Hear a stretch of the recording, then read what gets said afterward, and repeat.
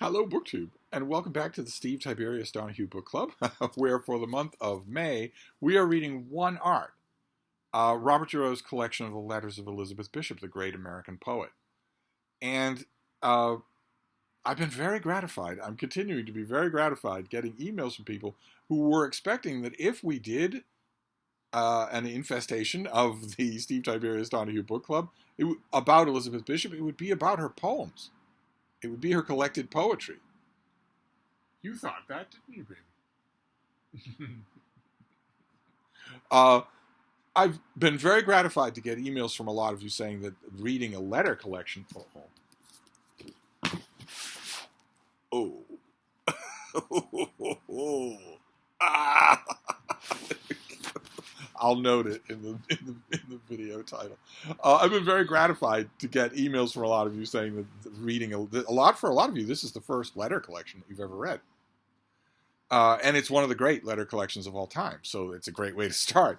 And a lot of you are supplementing this Steve Tiberius Donoghue Book Club pick by reading lots of Elizabeth Bishop's poetry. A lot of you have been writing to me and asking how you should do that. What's the best way to do that?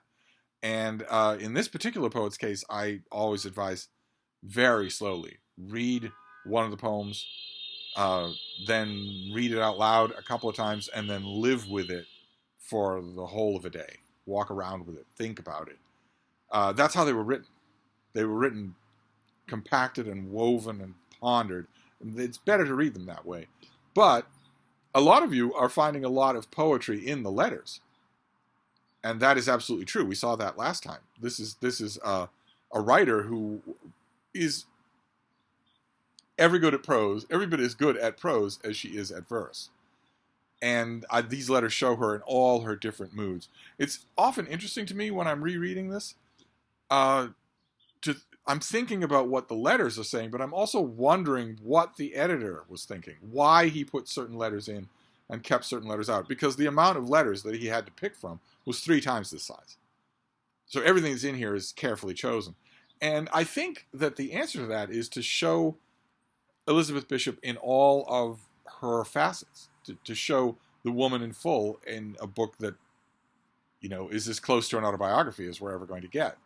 And the letters that I've chosen to concentrate on for today very much do that. Because when we think about, a great poet, we reflexively think, because poetry instruction is so poor in America especially, we reflexively think of an airy, sort of otherworldly figure, sort of like one of Tolkien's elves.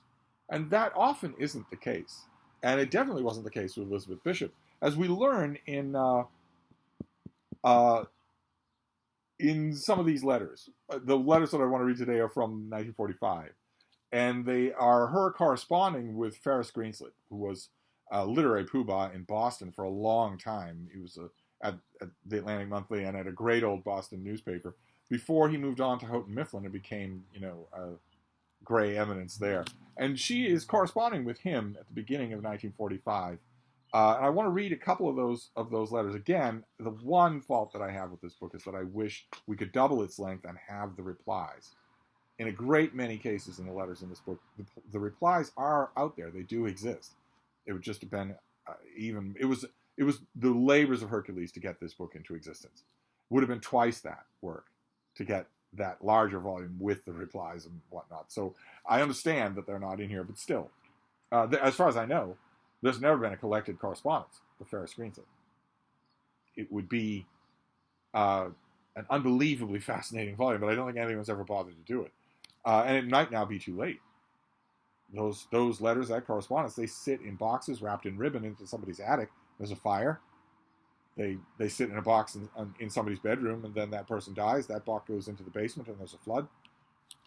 Anyway, this is how one of them goes. One of these letters goes. I was very glad to have your letter awaiting me when I arrived Saturday night, and to learn that you approve of what new poems there are at present, at least. I've often wondered where the King in King Street, her New York address, came from, too. It certainly wasn't either very kingly or gentlemanly now, I'm afraid. Yes, there is a type that I especially like for poetry, Baskerville. I think that Baskerville's monotype, 169E, makes the best-looking poetry pages I've seen printed. I particularly dislike those light typefaces some publishers seem to think appropriate for poetry. It seems to me that the Baskerville Monotype 169E 11 point would be perfect, but 11 point might be too big. It might make too many run-over lines. Maybe you could try and see. It would all depend on the size of the pages. I have one more request. Don't you think the title would look well as North and South using the ampersand sign? It seems more forceful that way to me. Maybe after a while they could send me a title page to brood over. As you see, I guess, I am very much interested in typography. I have another idea that I think you will agree with. The fact that none of these poems deal directly with the war, at a time when so much war poetry is being published, will, I'm afraid, leave me open to reproach. The chief reason is simply that I work very slowly. But I think it would help some if a note to the effect could be made that the poems had been written, or begun at least, before 1941, could be inserted at the beginning just after the acknowledgments. I'll enclose a sheet with the acknowledgments and such a note and see what you think. The sudden change in temperature from Key West to here has been very stimulating so far. As a Christmas present, I went out fishing the day before I left, but we didn't have very good luck. I had a sailfish on and lost it, to the captain's disgust, but did catch a wahoo. We had a beautiful day in the Gulf, though, so she ends with a personal note. But the letter is full of very down-to-earth, very specific ideas about what the physical print of her book should look like, not the text of the poems. And let's see, I want to read a couple more of hers to him. Thank you very much. This is a month later. Thank you very much for your telegram and your kind letter containing the check. Of course, I am extremely happy to receive the award. She won an award from Houghton Mifflin, for which she had to be recommended. And we go through that whole process. She needed 2 sponsors who would attest to her writing, the quality of her writing and the quality of her character. And she got Marianne Moore, the great poet, and Edmund Wilson, the great critic, to do that. Of course, I am extremely happy to receive the award, and the money could not have come at a more acceptable time. The feeling of not being rushed about the book is most agreeable too. The quotations you sent me were highly pleasing to my vanity. In fact, thank you for your very thoughtful letter.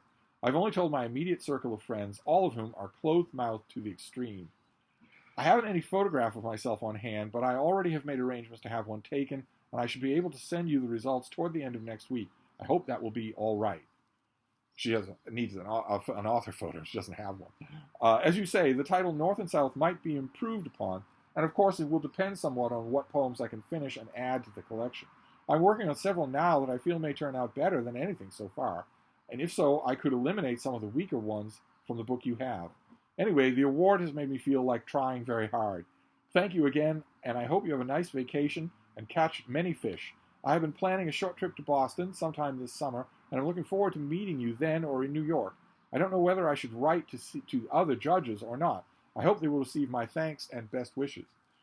And then just one more here,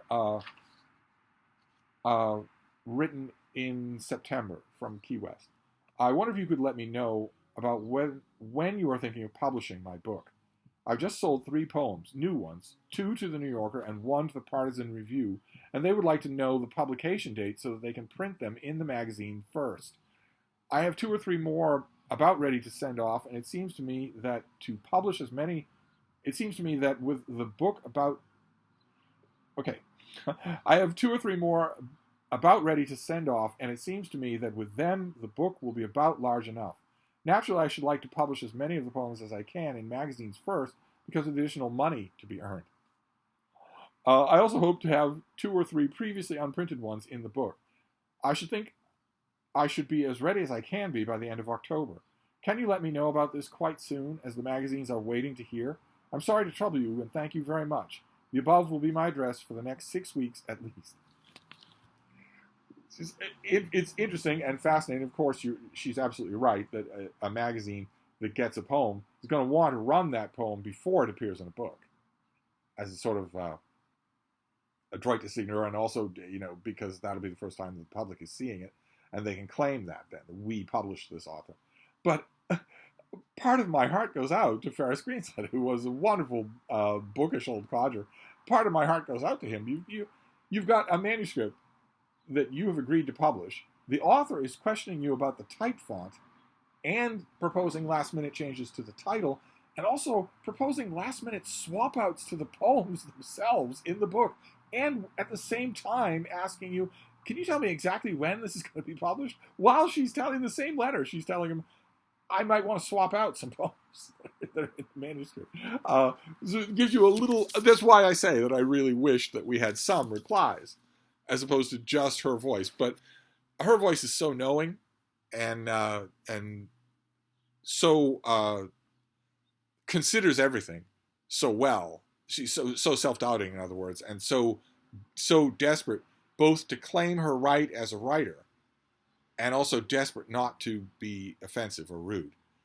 That we'd kind of get a very good sense of what the responses must have been.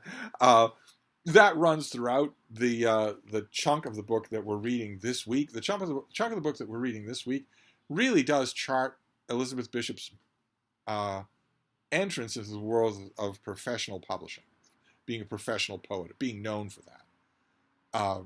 And that just continues as the book goes on. She never quite managed to become a grand old lady of letters. Marianne Moore was a grand old lady of letters from when she was 25. She managed it perfectly. Some people do, some people don't. Elizabeth Bishop never did. But she does at least move into the rooms that would ordinarily be occupied by a literary prominence. And we'll get that next time. We'll get a lot more of that next time. Although lots and lots of personal stuff as well. Probably concentrate a little more on that next week. But as is usual with the Steve Donoghue Book Club, I want to know what you're making of all of this. I'm very happy to know how many of you have found this a good recommendation, that you're really enjoying it. A lot of you are saying that you didn't expect to enjoy a big fat letter collection and that you can't put it down. That is music to my ears, absolute music to my ears. So we will reconvene next week. I forget what date today is, but next week will be around the 20th of May. So we'll reconvene next week for more of One Art, and next week I will also, this week I will decide what next month's Steve Tiberius Donoghue Book Club pick is and tell you the next time we get together so that you have time to get a copy. And as usual, of course, it'll also give me time to find you a copy if you need me to. So anyway, that is our One Art for this week. Let me know what you're thinking of this whole thing. I'll wrap this up for now, and I will see you soon. Thank you, BookTube.